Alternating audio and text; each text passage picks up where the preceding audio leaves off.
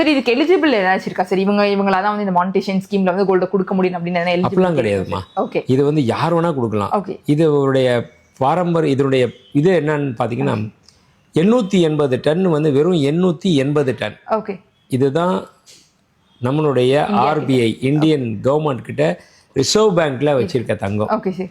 ஆனால் நம்ம மக்கள்கிட்ட இருக்கிற தங்கம் அப்படின்னா அன்அஃபிஷியலாக ஓகே சார். யாருக்குமே தெரியாது எவ்வளோ இருக்குது. உங்கள்கிட்ட தங்கம் எவ்வளோ இருக்குன்னு என்கிட்ட தெரியாது.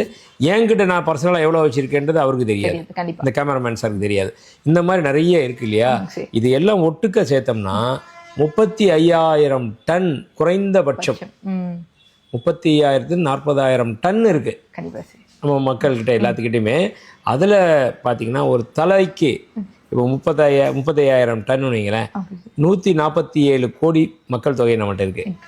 அப்போ தலா ஒருத்தருக்கு அப்படின்னு சொல்லி பார்த்தோம்னா 24 கிராம், ஓகே, அதாவது 3 சவரன் ஒருத்தவங்க கிட்ட இருக்கு. ஒரு ஆள்கிட்ட மட்டுமே, ஒரு தனிப்பட்ட ஒருத்தர்கிட்ட, நீங்கள் நான் அது மாதிரி என்னோட ஒவ்வொருத்தருக்கிட்டையும் 3 சவரன் மினிமம் இருக்கு. அப்போ 5 பேர் ஒரு சேர்ந்த ஒரு குடும்பத்தில் பார்த்தீங்கன்னா 15 சவரன் மினிமம் இருக்கும். ஒரு ஃபேமிலியில் 15 சவரன். 15 சவரன் அப்படின்னு சொன்னால் இட்ஸ் 120 கிராம்ஸ். ஒரு நல்ல ஒரு நம்பர்.